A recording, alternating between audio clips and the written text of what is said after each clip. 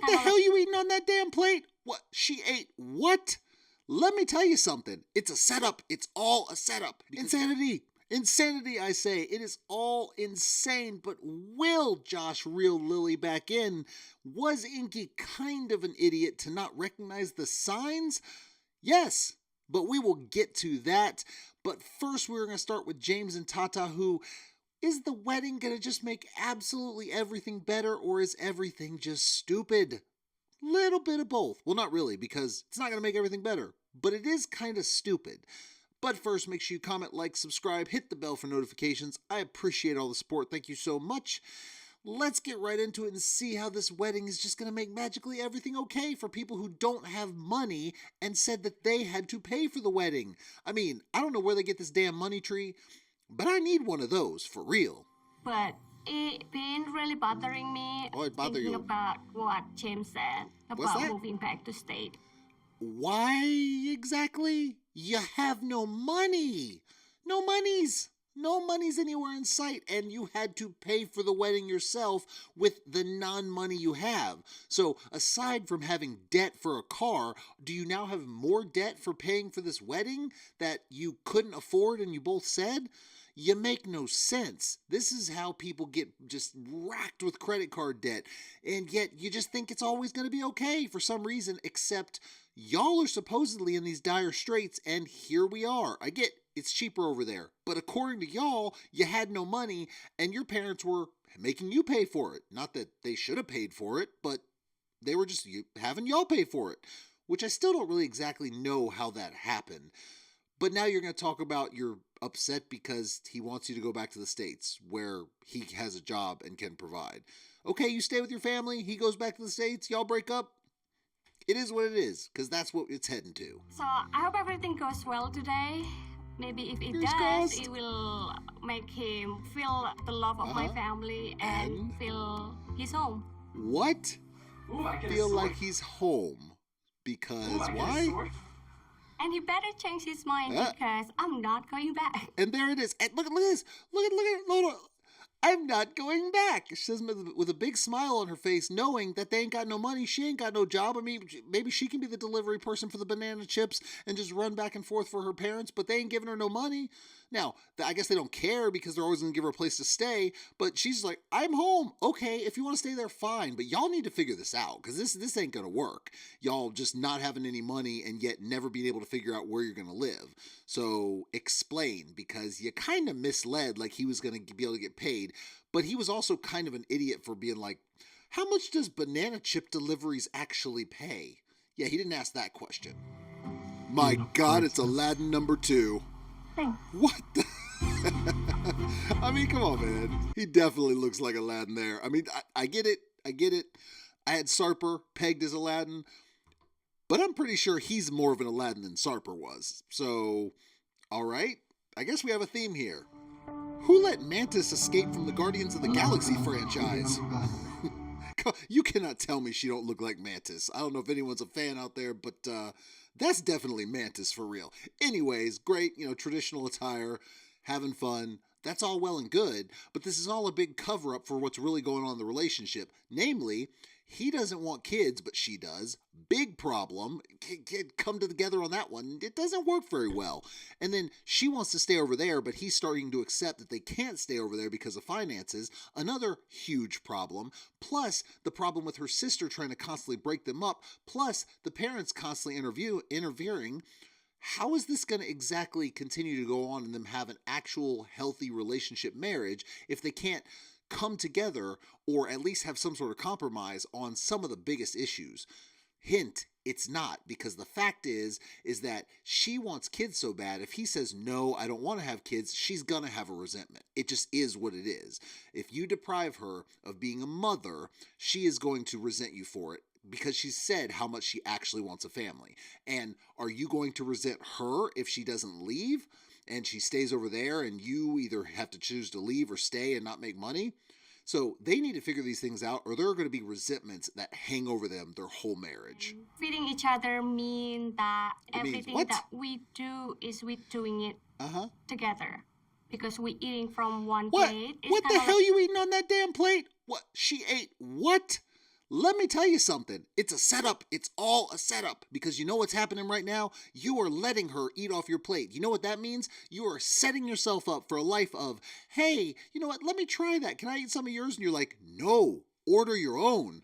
This is the price of marriage, my friend. But you know what? I'd trade it all day because you gotta love having someone you truly love in your life and you love spending life with. But I'm just telling you, it's all a setup. Once you open that door just a crack, let them in to say, yeah, try that. You're destined to share your food for the rest of your life. Hold the ground, my friend. Hold the ground. I'm so happy to see you happy and can be like together. What? I really want to apologize in front of you for everything that just happened in the past, and you know that I cannot control my. Oh, it's a setup. Oh, damn. I'm marrying your sister. I understand. Yeah. Oh, she playing the long game, man. This girl is playing the long damn game. She is trying to let your guard down so you hopefully do something she can exploit later on. I'm telling you, she is not letting this go. Her saying, I want to apologize to you after absolutely hating you, not even giving you the time of day. Nah, man. Don't do it. Don't let your guard down. Which, oh, by the way, this fool right here, he definitely letting his guard down. He's like, yay, she's happy with me. Yay. My man, it's a setup, my friend. It is all a setup. Oh, what the? It's like the worst sound bath ever. What is this? Holy crap. Oh my God. What the? No. What am what is going? What am I looking at? Oh my God! Is the tradition for real? Just having bad singing, horrible sound baths, and odd makeup people dancing around, flailing and singing high notes that they can't really reach? Is that the tradition? Yeah, count me out for that one. Count me out. Our entertainment tonight is called Sintren. It's our cultural Japanese tradition. It's not Japanese, but Javanese. Oh my God. Okay, no more. I can't do it. This is. Okay, listen. Different cultures, fine. Please remind me if there's ever an Indonesian wedding I steer clear. I can't do it, man. I just can't do it. Y'all have fun with that. I'm going somewhere else. And then apparently take a virgin girl. They take a what put now? Put her in a cage. The hell you say? Tying her up. There's a lot of smoke. What is going on here? And then she transforms. Does she? Or changes outfits inside the cage. So she ain't a virgin now from what was in there? Was there someone in there waiting for her?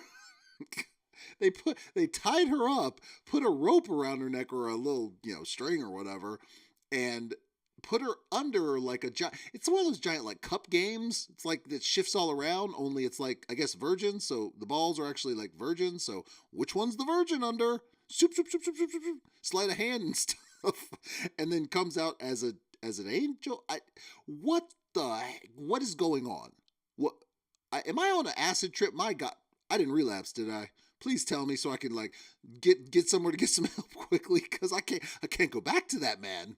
Now Josh and Lily have some big problems to work out, mainly that he is a gigantic man-child who just cannot get it together and might have been lying about a lot of things. Oh, by the way, and also has a slight anger problem with anyone questioning anything he does. And for what?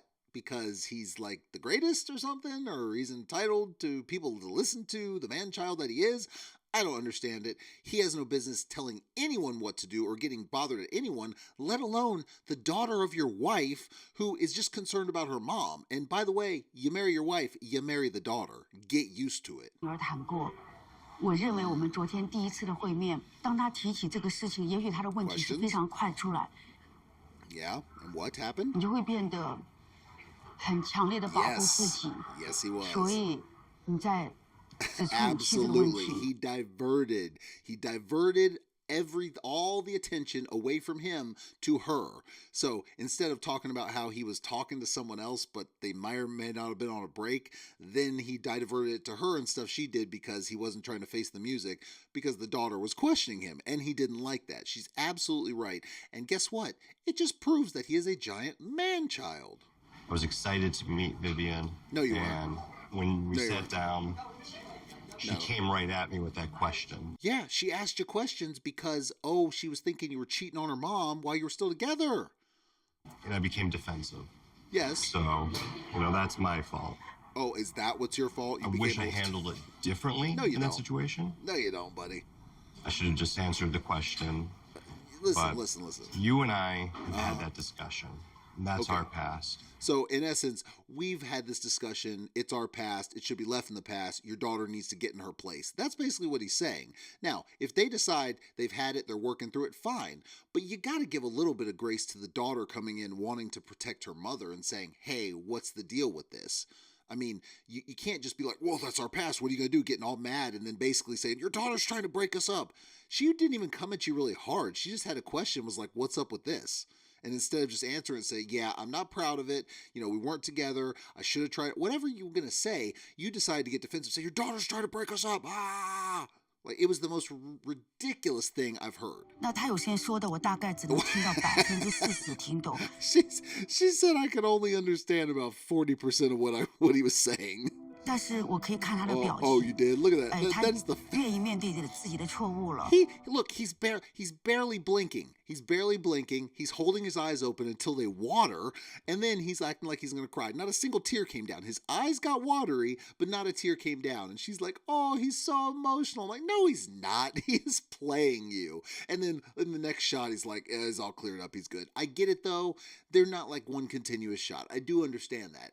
But this isn't real. He's manipulating. He's doing what he's been doing. He doesn't know how to grow up. And we get more insight in just a couple minutes of some of the problems he has been creating. And for what? Now, she basically says, oh, but the wedding, we kind of have to cancel it. I don't have any money. We did the renovations. What? And you know what he says? Don't let this stress you out. Oh, I will try figuring out how to pay that remaining part. How are you going to do that? I have the money. Oh. We just have to transfer. What do you mean you have the money? Okay. Transfer? But I don't know. You can do that. I will try.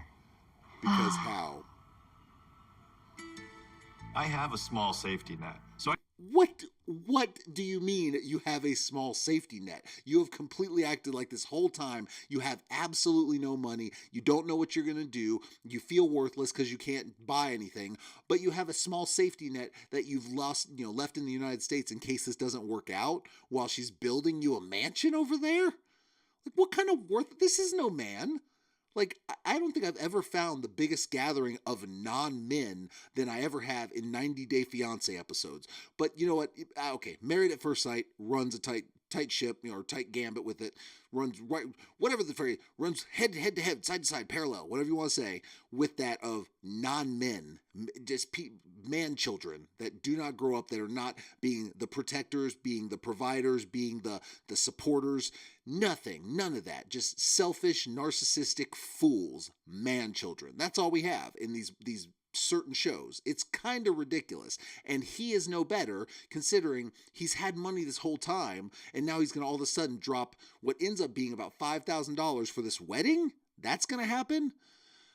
Dude, you are worthless. Now, Corona and Inky have their own problems, considering the fact that she just started talking about marriage, and he's like, I don't care about marriage. It's an atheist country, and we don't really care that much, and it's really just a necessity. Which, okay, she does need to give a little bit of grace to that, but the interesting thing is, he acts like he didn't see the hints. And you know what some of the hints were? Like the whole marriage stuff being as important to her as it would be for me. Like, Corona has never mentioned marriage to me, except sending me pictures of cool wedding rings. My dude, she's never mentioned it to you she's mentioned it to you. That was mentioning it to her. Have you met women at all? Like one single, it's like, I like this ring. This one's nice. Hint, hint. this finger's looking a little, empty. It's like, yeah, there are signs. And come on, man. I know you hadn't been with anyone, but you had to know that's what you wanted. Now, I'm not saying she shouldn't give some grace to you and what you're saying when you're saying it's not that big of a deal. But at the same time, don't act like either you're that stupid or you're just lying, because there's no way you didn't realize that's what she was doing. For me to now find out like he doesn't believe in marriage and like he's not religious and all these other like BS things that came out of his mouth. What are you talking about now? He doesn't believe in marriage and he's not religious. How is that a BS thing? It is what it is. I mean, he's not religious. He doesn't care about it. Like y'all haven't had this conversation. That's on you. I mean, I fully say to him, you should have known what she was doing when sending you rings. But at the same time, you don't have any respect for that. He's just not the most religious person. I mean, these are conversations you could have had. Instead, now you want to be pissed off because he didn't explicitly say this to you, or you're saying this is BS. How is it BS? You're saying it matters to you. He's saying it doesn't matter to him. That's his belief. Now you have the decision of either leaving or accepting and compromise. The problem with these couples is there's no compromise. It is my way or the highway on both ends 9 out of 10 times. It's either, you're going to do this, you're going to do that. Never, okay, let's talk about it and figure out if we can come together. And, I don't know how relationships are supposed to work. No, it's got to be this single-minded middle school stuff where I'm going to do what I want, you're going to do what you want, and whatever if it doesn't work out because I don't care because we ain't got nothing on the line. That is why everyone these days, they're not adults anymore. People aren't adults, they're children. Men, women, doesn't matter. They are all children. No one acts like adults anymore. Mature, emotional intelligence, all that. No, it's gone because now it's just me, mine, get out if you can't accept that. It's absolutely ridiculous. The question she had, I responded like a bit of a jackass. Did you? Did you really? So definitely feeling a lot of regret as well. Tell me why you responded like a jackass. I mean, I'm sure anything could have been handled better, but on both ends. But you responded like a jackass because you said marriage just isn't really that important in this country. It's an atheist country. I mean, you can disagree with that, but like I said, it is what it is. You could have asked more and said, okay, but do you want to get married? Because this is very important to me. If it's not important to you, then I don't see this going forward. And you could have had an adult conversation. Instead, she stormed out and stayed in a hotel. Does that seem emotionally mature to you? They were both wrong on this on some level. No one came out on top. No one was the person that was, being wronged. They both were wrong. I had a lot of faith until last night. Oh. And I feel like it was kind of like a glass shattering moment in which I was like... Of stuff you never talked about. He's talking like 5-10 years down the line. He is like not. Wanting to get married like when I'm 40 and like, am I going to gamble and waste my 30s on a man who may or may not even want to marry me? That is not what he said. He said that he has friends that have been together for 9 years and they're not even engaged. That's what he said. He didn't say me and you could wait for 5 to 10 years. In fact, he even said in that conversation, if marriage matters to you, then yeah, okay, then that's what I want because I want to be with you. But she said, I don't believe you. It's like, lady, come on, you give some grace somewhere. Instead, it's just you always feeling like you've been wronged. You are not going to make a relationship last unless y'all can compromise. I cannot beat this into your head more. It's crazy. This is relationship 101. I'm not talking about your high school, let's go to the movies and then make out somewhere kind of stuff. No, I'm talking about a real relationship that you want to be with forever. That is going to be the person you spend your life with because you love them, you want to support them, you want to make memories with them, you want to have great times with them, you want to spend every special moment with them. That's what I'm talking about. And if you can't have compromise, then this is just high school puppy love stuff. It doesn't matter. Because the reality is that the honeymoon phase ends. A real relationship is how you get through the tough times, how you work together to make things last, to make things work, to get through the hardest times you can face without thinking, hey, maybe I'm going to leave. Maybe I'm going to end this. Maybe it's not for me.